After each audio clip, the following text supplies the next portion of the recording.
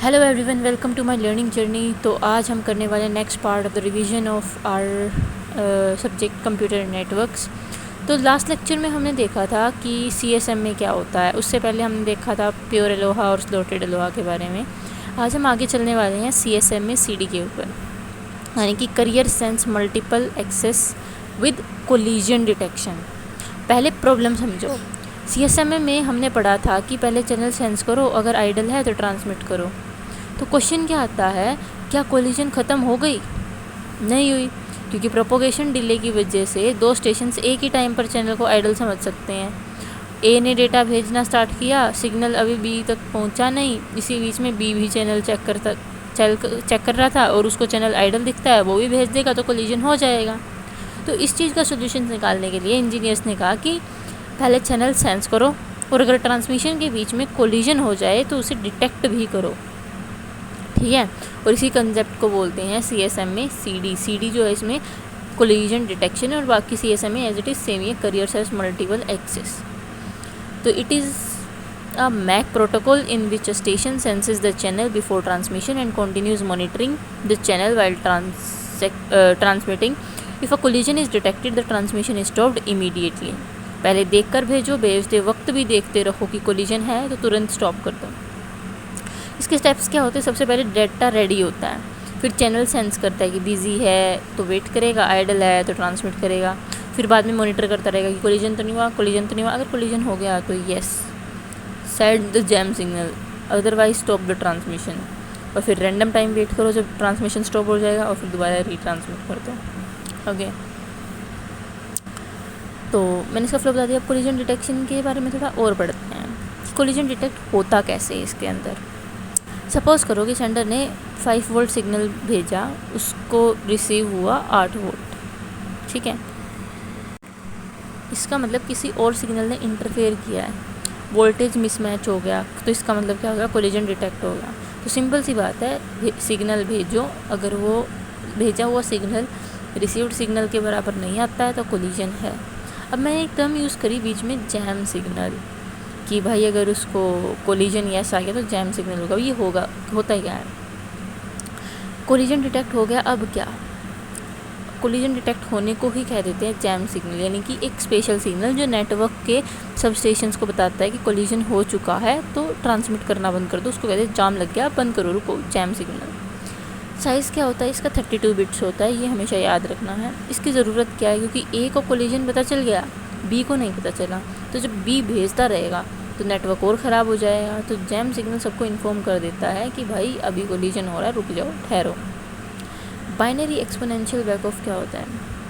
Collision के बाद दोनों स्टेशन फिर से एक ही टाइम ट्रांसमिट कर देंगे, फिर कोलिजन होगा। तो सोल्यूशन क्या होगा? रैंडम वेटिंग, लेकिन रैंडम भी स्मार्ट होना चाहिए। ओके, इसकी एल्गोरिथम क्या होती है कि मान लो पहला कोलिजन हुआ तो रैंडम नंबर 0 या 1 चूज़ होगा, वेट करेगा, रीट्रांसमिट करेगा।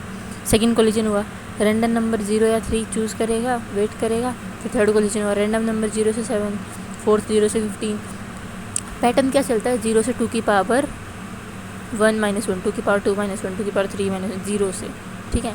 तो जनरल फॉर्म रैंडम नंबर की यही होती है, 0 to 2 की पावर समथिंग -1 एंड के is the number of collision, 2 की पावर k अगर लगाऊँ तो मैं। एक्सपोनेंशियल क्यों भाई? क्योंकि वेटिंग रेंज हर कोलिजन के बाद डबल होती जाती है, 1, फिर 2, फिर 4, फिर 8, फिर 16, फिर 12, इसलिए exponential back of. Maximum retransmission क्या होता है इसके अंदर? इथरनेट मैक्सिमम 16 अटैम्प्ट देता है, अगर 16 बार भी कोलिजन तो फ्रेम डिस्कार्ड ही हो जाता है। और मिनिमम इथरनेट फ्रेम साइज़ क्या होता है? 64 बाइट्स, या तुम कह सकते हो 512 बिट्स, ठीक है। अब 64 बाइट्स क्यों? ए और बी नेटवर्क के अपोजिट एंड्स पर हैं, इस बात का हमें पता है। ए डेटा भेजता है, अगर फ्रेम बहुत छोटी हुई तो सपोज़ 20 बाइट्स की है तो फ्रेम फिनिश भी हो गई, और कोलिजन बाद में हुई तो ए को कभी पता ही नहीं चलेगा कि कोलिजन हुआ है। इसलिए फ्रेम इतनी बड़ी होनी चाहिए कि कोलिजन डिटेक्ट होने तक ट्रांसमिशन चल रही हो, इसलिए मिनिमम 64 बाइट्स कह देते हैं। मैं ट्रांसमिशन टाइम का फॉर्मूले की बात करूँ तो ट्रांसमिशन टाइम का फॉर्मूला होता है frame size upon bandwidth, okay. And propagation delay का क्या फॉर्मूला होता है? Distance upon signal speed. और एक बहुत गोल्डन कंडीशन है इसके अंदर, वो है ट्रांसमिशन टाइम की, कि जो ट्रांसमिशन टाइम है वो हमेशा ग्रेटर देन इक्वल टू होता है 2 इंटू प्रोपोगेशन टाइम, यानी कि डबल ऑफ प्रोपोगेशन टाइम, या फिर कह लो propagation delay, distance upon signal speed and transmission time is frame size upon bandwidth. ऐसा क्यों? मान लो कि दो है आपके पास, ए और बी। ए ट्रांसमिट करता है सिग्नल बी तक जाने में टीपी टाइम लगेगा, बी कोलिशन भेजेगा वापस, टीपी टाइम टोटल। तो टीपी प्लस टीपी क्या होगा? 2 TP। अगर सेंडर 2 TP तक ट्रांसमिट ही नहीं करेगा तो कोलिशन डिटेक्ट कैसे करेगा? इसलिए transmission time is greater than equal to 2 into propagation delay. ठीक है, एक न्यूमेरिकल करते हैं अब, फटाफट से क्वेश्चन देखते हैं। ट्रांसमिशन टाइम बोल रहा है, मैंने क्या होता है? फ्रेम साइज अपॉन बैंडविड्थ, तो 512 अपॉन 10, तो क्या आ जाएगा? 51.2 माइक्रो सेकेंड। सेम इसमें भी हमें क्या बोला है? ट्रांसमिशन टाइम निकालना है, तो वो क्या आएगा? 512 माइक्रो सेकेंड। और वेरीफाई करना है कि whether condition transmission time is greater than equal to propagation delay is satisfied और नॉट। प्रोपोगेशन डिले कितना रहेगा? 20, 2 इंटू 20 क्या होगा? 40 इज़ 512 सेटिस्फाइड। बिल्कुल। तो इससे क्या पता चलता है आपको कि sender will still be transmitting when the collision science returns, allowing the collision to be detected successfully. इसके फ़ायदे क्या हैं? इसका फ़ायदा सबसे पहले कि ये कोलिजन डिटेक्ट करता है, बैंडविड्थ सेव करता है और CSMA से बेटर है। जैसा कि हमने देखा उसमें क्या होता था, वो सिर्फ पहले चेक करता था कि कोलिजन है या नहीं है, फिर चल देता था। पर बीच में भी तो हो सकता है कि भाई एक साथ 2 जने आ गए, फिर उस चीज़ को ये सोल्व करता है। एंड यूज्ड इन इथरनेट, पर इसके कुछ नुकसान भी है कि ये वायरलेस के लिए सूटेबल नहीं है।